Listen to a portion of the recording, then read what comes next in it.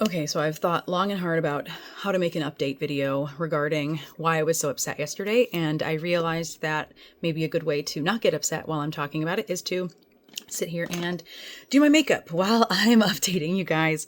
And so, yeah, a lot of you know what's going on with my surgery, and I have a GoFundMe running, and I want to say thank you. I think there's like 35 people who have donated already to the GoFundMe, and I want to say thank you. Thank you. Thank you, thank you, thank you so much. And if you don't know what's going on with my surgeries, please go read the TLDR right at the top of the description of my GoFundMe. There's a lot going on. I have surgery scheduled for May 19th. That's where I want to start. So I need to start doing my makeup also because I have to get out of the house in a couple hours. So I have a GoFundMe going because I need to do endometriosis. Wow, make it hard to say. Endometriosis. Wow, it's going to be this kind of day. Endometriosis excision surgery, and my goal was to also have a hysterectomy at the same time. And that is because endometriosis stems from the uterus. And if you have an excision, that's fine and dandy. But if you leave your uterus as well, it will grow back, sometimes with a vengeance and hastily. So for now over a month, I've been advocating for that. I've found a really good doctor that's not far away. He just happened to be actually at the office I go to anyway for my gynecological visits. And so I was able to get in with him really, really easily. He agreed after some updated ultrasounds that I really, really needed an excision.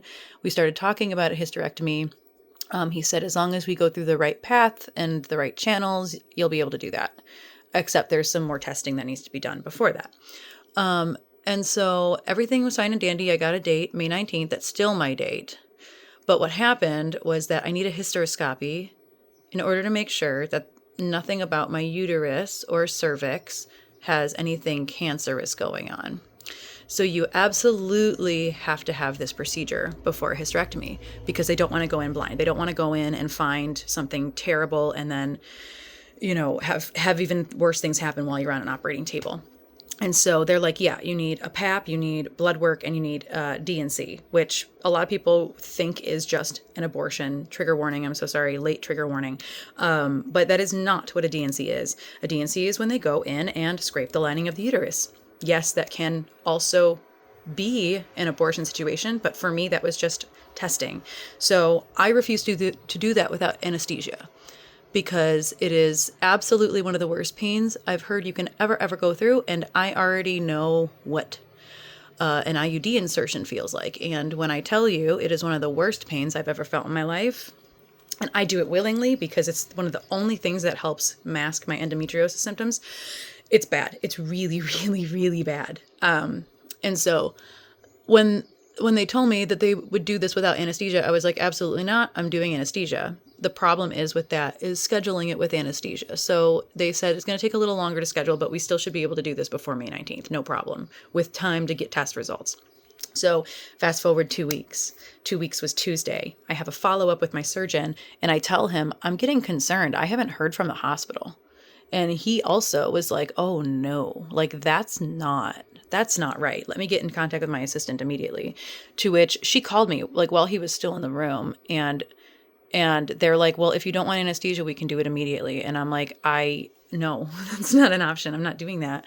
And so I get a call from his assistant the next day saying, yeah, we got you a date, but unfortunately it's after your surgery. So we would have to push the whole thing back.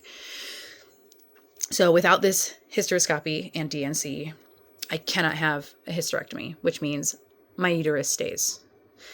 And that's the news I got yesterday. I thought doing my makeup would help me get through this without crying, but apparently no. So basically that's the news I got yesterday, which was that I am going to have 2 surgeries, basically.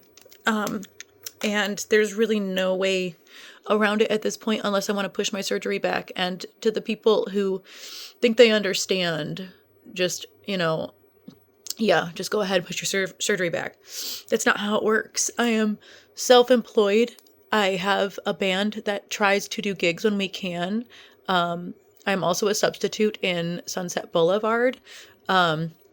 I stream for a living, and my cousin Alex has his final Christmas show at the end of the year, which requires about like a good month of rehearsals. And these are things that I can't really afford to not be available for. And then the biggest thing is I am a part of the Denver altitude sessions in June, and this whole surgery timing depends on that. And it is at the end of June. And so it's a moot point. If I want the surgery anytime soon, which I do desperately, I need any type of relief that I can get. I need to get it done. And so I'm really upset. I am really, really upset. But I just have to go on about my days and do the best I can. But basically,